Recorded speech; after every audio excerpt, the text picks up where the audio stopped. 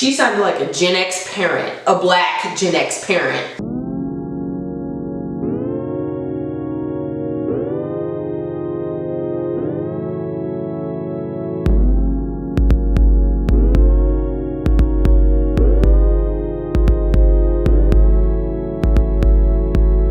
Hey nerds, welcome back to my channel. We are continuing the review of the show Lovecraft Country. But before we get into that, I just want to thank you so much for being here. I really appreciate it. Now let's get into this. We are going to be covering episode 5, A Strange Case. Get comfy, settle in, this one's gonna be a doozy. This episode starts with a woman asleep in the coziest bed I've ever seen. She turns over and it is revealed to be the handler woman from episode 2. What is she doing here? Except she's not really the handler woman. We're actually looking at Ruby. Y'all, Ruby done woke up a white woman. So now we see a very freaked out Ruby running down the street in a black neighborhood, and all the onlookers are concerned for her. A young black boy accidentally bumps into Ruby and the cops inconveniently show up to rescue her. The way these cops handled this young man was so accurate, it was sickening. Anyway, the cops offer to take Ruby home and take her to her husband, William. So Ruby starts freaking out again, and the cops are convinced this is just an illness that she is suffering from because William convinced them that that was the truth. Then we hear Ruby's bones cracking. They're breaking. We also see her eyes go from blue to brown, which means she's reverting back to her true form. The visual effects for this transformation, full-on body horror. You can literally see Ruby trying to claw her way out of this white body, and William's not making the process any easier. Ruby is on the ground pleading for her life, saying, "I don't want to die," and William's like, "Oh, but metamorphosis isn't death." First of all, what does that mean? Second of all, how is that supposed to make me feel better? We cut to the next scene and we see Montrose sitting alone. Then Tick and Letty come up to see him and they notice Yahima is gone. Tick realizes what has happened and he also realizes that the pages are gone along with Yahima. So Tick gets the going on Montrose, pummeling him. When the other tenants finally pull Tick off of his daddy, he rushes down to the basement to see if Letty took any pictures of the missing pages before his father did away with them. And Tick is acting frantic, and this is like out of character for him because he's so mild and, you know, just chill. This man looks like a full-blown lunatic. So Letty comes down to the basement with a baseball bat in her hand. She's like, "Listen, I'm gonna need you to calm down." Next scene, Ruby is back in bed and in her original body, and we see William's butt cheeks. He's telling Ruby about the life cycle of the butterfly and how he wanted to replicate metamorphosis for humans. And no one believed in his research until he met Hiram Epstein, who wanted to help him out with that. And this is where William tells Ruby that he gave her a temporary potion that mimics metamorphosis, and that's why she woke up white. And as you can imagine, Ruby is losing her ever-living mind right now because she was just told what happened to her and that magic does exist. She then keys William in on what it was like to be a white woman for a few seconds. How she basically acted like a lunatic and no one batted an eye, and also how people treated her like a human. She then tells William how it felt going through the metamorphosis, and she said it felt like being unmade. William's like, "Oh, it'll be much easier next time," and Ruby is like, there won't be a next time. You got me up. William's like, "Sure girl, okay." So he leaves a vial of some more of the potion alongside a clip of money, kind of implying Ruby to choose one or the other or both. Now, who can guess what she chose? She chose the potion, yes. And now we get a montage of Ruby living life as a white woman, shown to be all lollipops, rainbows, and ice cream. Literally. And during this montage, we hear a beautiful spoken word piece entitled Dark Phrases. This poem was originally written by Ntozake Shange in her play For Colored Girls, the original For Colored Girls. I will get into that symbolism later, I promise. Next scene, and Letty finds Tick alone, nursing his own wounds, and this is where she finally tells him that she did take pictures of the pages. Way to bury the lead. Like, why didn't you tell this man when he was freaking out to calm him down so he would stop going on a rampage? Tick says that he never thought he would have the same violent tendencies as his father, but he does, and he found that within himself when he was at war. So these two share a moment, you know, lots of longing looks, and they start bumping pocketbooks. Their intimacy coordinator, if they had one, was working overtime because that looked pretty damn real to me. Next we see OG Ruby having a time in the bubble bath, and we also see William lurking in the doorway watching her. This man is low-key fine, and not in like the physical conventional beauty sense. It's the swagger that he carries. It's his essence that makes him fine, okay? Because she can never have any fun, Ruby's like, okay, let's stop bullshitting, shall we? I am not special enough to be wasting magic on. What do you want with me? And William was talking a good game until he said he will need a favor from her eventually. Then William says, riddle me this. Why didn't you take the money I left for you? Ruby was like, I didn't need it. I just needed to be white, and that was it. Then she says, I don't know what's being harder, being colored or being a woman.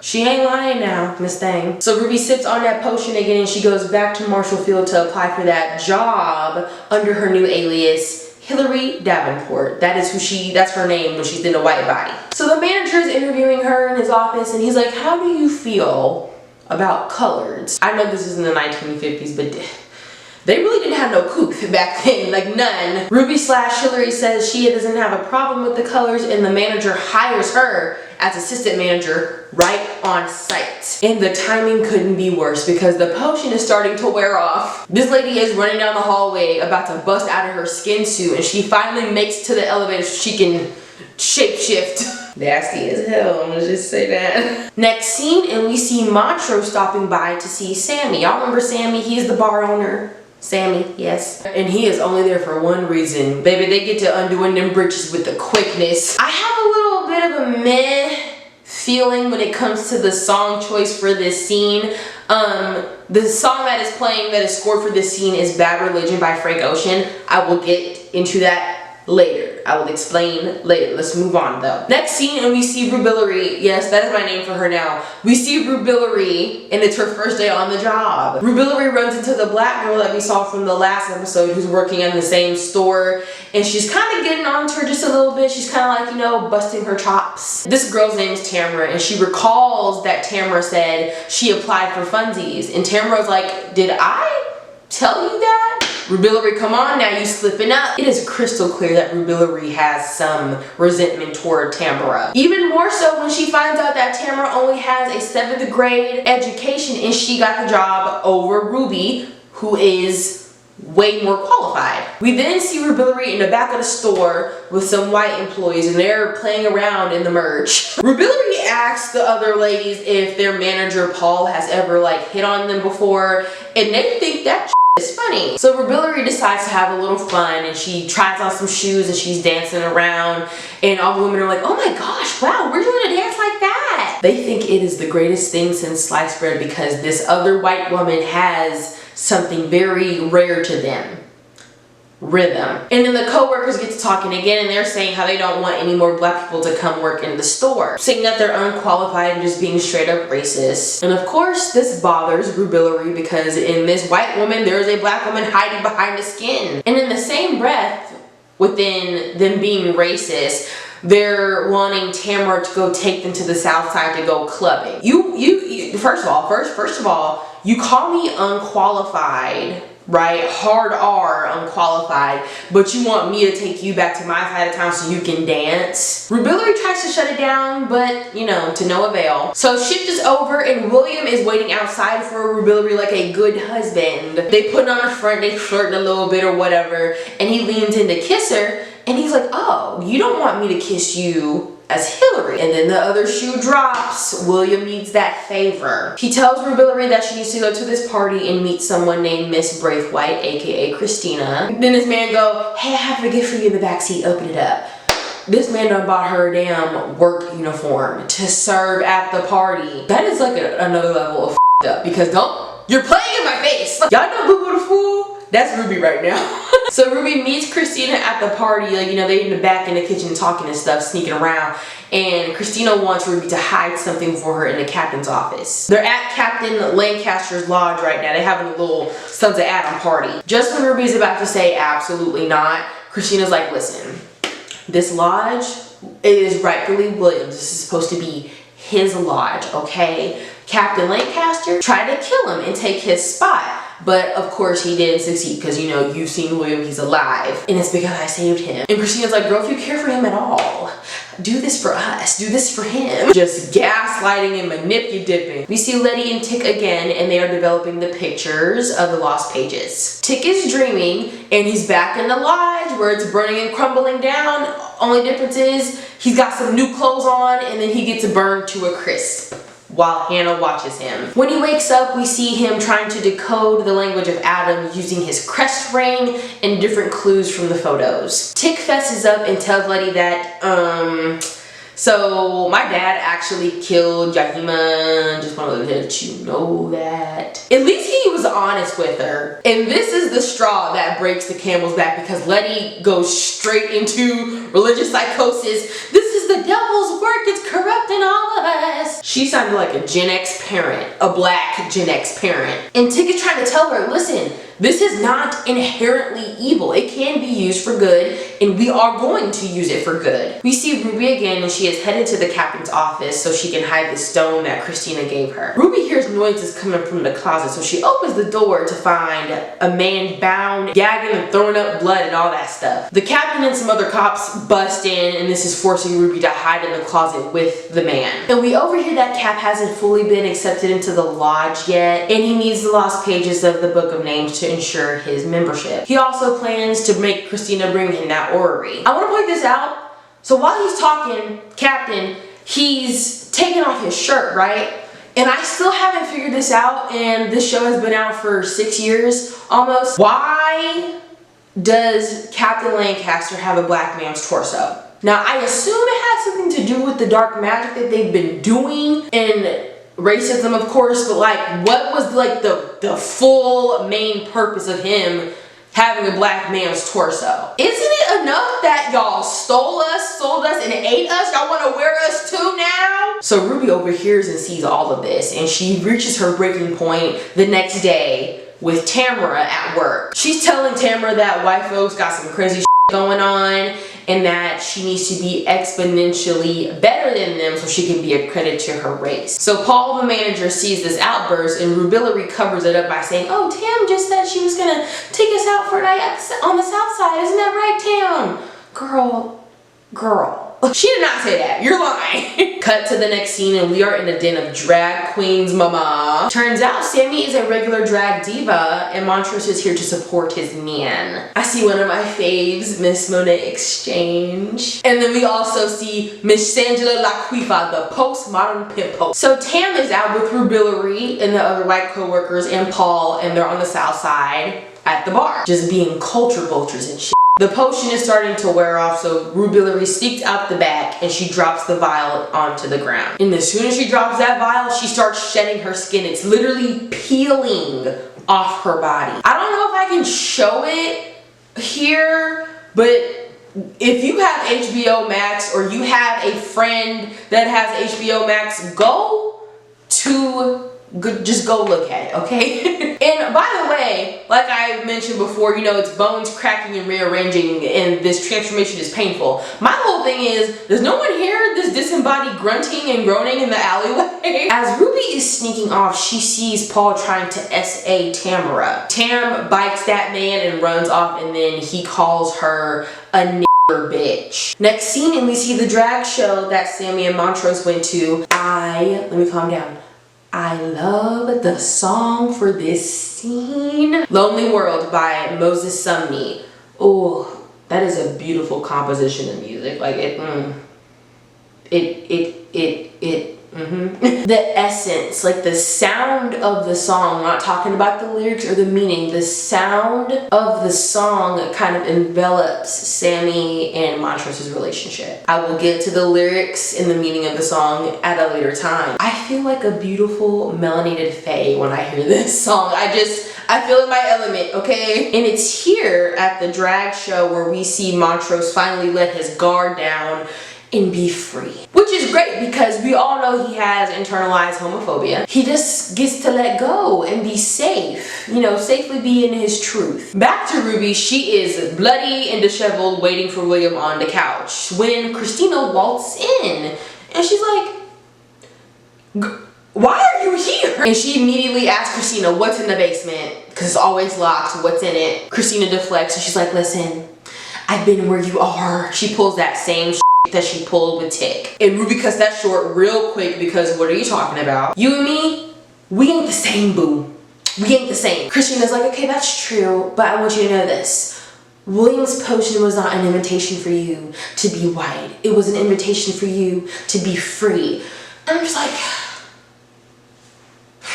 So taking this advice, Ruby, now Rubillery, she goes back to Marshallfield and quits her job. She plays up this ruse that she's always had a thing for Paul, and now she wants to, you know, do freaky dicky stuff with him. And as this scene is progressing, I'm like, oh, Paul is a little submissive cuck, isn't he? And then in the middle of all of this, Paul is like, I want to fire Tamara. I wonder why that is. So they get into freaky, and Rubillery's eyes start to change from blue to brown, and Paul sees this. But Rubillery does not care. This lady stuffs her drawers in this man's mouth and stuffs the business end of her stiletto into this man's rectum. She is avenging Tam while allowing herself to fully shed her white body. She reveals herself to Paul and she says this. I wanted you to know that a bitch did this to you.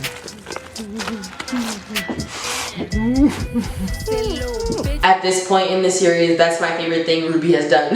Next scene in, what is with everybody in a bathtub for this episode?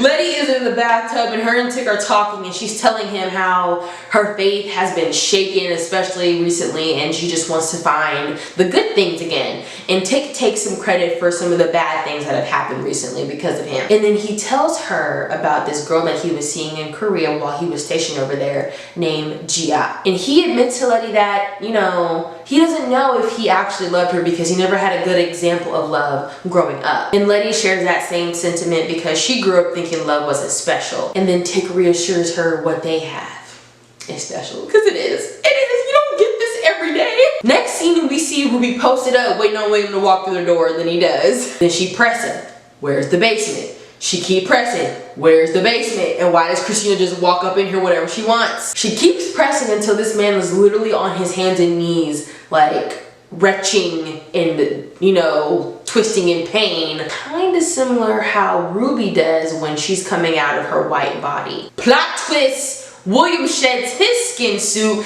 Guess who's wearing it? Christina. Christina has been William this entire time. You've been William this whole fucking time? We cut to Tick again and he is still working on decoding the language of atoms. So he calls South Korea again and Gia picks up the phone. If you didn't catch on, she's been the person on the phone this whole time. Tick asks her, how does she know? Gia says, you should have listened to me. Then we see a glimpse of Tick's notebook and he managed to decipher one word. Die. And that's the end of the episode. That was a very good ending. You know what also would have been a good ending?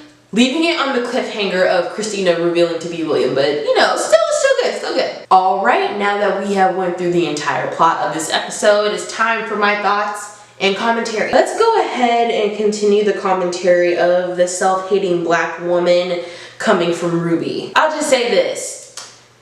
She got what she wanted. She got the expedited they clone Tyrone treatment. There's so many things to discuss and to highlight, but I will just stick with a couple. First, being the dichotomy of the black woman experience and the white woman experience. Being a black woman, we are the ones who are counted out the most. Yet we are expected to hold everything on our shoulder. If we're resilient, we run the risk of perpetuating the stereotype of the strong black woman who could handle any battle and who is the protector. And if we show any signs of weakness or emotion, we're taken advantage of, we're labeled as stupid or unqualified. It's a lose-lose situation. Being a white woman, speaking from Ruby's point of view and her logic, they can cry, lose their mind, make all the mistakes in the world, but yet they're still held as the standard. They can do no wrong. And we see that Ruby has had a place in both experiences with the whole metamorphosis potion. If I can get anecdotal and personal for a second,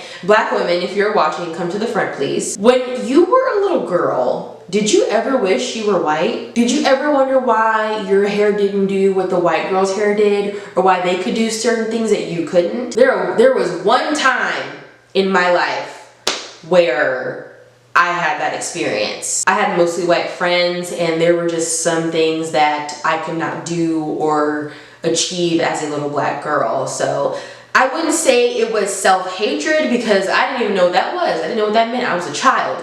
But I would label it as FOMO, you know, being so young and having those thoughts like, you know, why doesn't this work for me and it works for them? And I'm glad I grew out of that, because I'm so proud of who I am as a black woman. And when I watched this show for the first time, Ruby was my least favorite character because she had let her self-hatred overcome her. I think differently now because, like I said in the last video, I feel like her feelings are valid, especially in this time period. And to have dark phrases play over Ruby parading around as a white woman, it speaks to that dichotomy. All women have struggles, but the struggles of a white woman are not the same as the struggles of a black woman. Not systemically, not spiritually, nothing is the same. We can also tell that Ruby is aware of her self-hatred and she's ashamed of herself. And that's why she wouldn't let William kiss her as Hillary. Ruby's storyline is very permeating, especially with the obvious Dr. Jekyll and Mr. Hyde theme of it. Ruby is now exploring the power of perception. Now let's talk about the music and Montrose's scenes this episode. Now look, y'all know I love this soundtrack for this show. I adore. It gets me, and it gets me good. I want to talk about the use of Frank Ocean's Bad Religion in the Montrose and Sammy sex scene. Now maybe this is me overthinking, being too woke, or overstepping my bounds as a straight ally. I think it was a little stereotypical to use a Frank Ocean song for a gay sex scene, and maybe I'm reading too much into it. Maybe it's not that deep. On the other hand, though, I couldn't think of a better song or artist to use for this scene. It's representation, and the lyrics reflect the relationship that Montrose and Sammy have. It's about unrequited love, and I feel like that is such a shared experience in the LGBTQIA+ community. Now, I'm only speaking from what friends and loved ones have told me. I'm just an ally doing my best, okay? Being in love with someone who could never love you and comparing it to the unattainable love you could never receive from a cult leader. Of course, this is representative of Montrose still being in the closet while Sammy is more comfortable with who he is. And also, if you notice, he did not let Sammy kiss him. He wouldn't kiss Sammy. And this taking place in the 1950s just adds an entirely heavier layer on top of everything else. Now let's talk about the use of Lonely World by Moses Sumney. First off, there are not a lot of songs that make me float. This song, I ascend. I feel like this song does a splendid job of capturing what Montrose is feeling. I feel like the sound and the feel of it encapsulates Sammy and Montrose's relationship, like the romance, but the actual meaning of the song really does encompass what Montrose is feeling. Being that he is a black gay man in this time period, it feels like there's no end in sight. If you read the lyrics of this song and put that side by side with this scene, you'll see what I mean. Because he can't truly be with Sammy, you know, out and proud. That is a lonely life to lead. I can imagine living your life in secret that way, and being separated from your true self feels like being in outer space without a tether. Once again, the team behind the music on this show, they did their job. They did what they had to do. Rent was due, honey. Just a closing remark, even though the story has upped the ante and is going to continue to up the ante, I do appreciate that we still have emotional substance within each character. Alright, so that was my review of Lovecraft Country episode 5, A Strange Case. So that concludes our video for today. If you enjoyed this video, please leave a like. And if you made it to the end of this video, please comment a butterfly emoji for metamorphoses. And subscribe if you want to. I'll see y'all on the next go round. Okay, bye.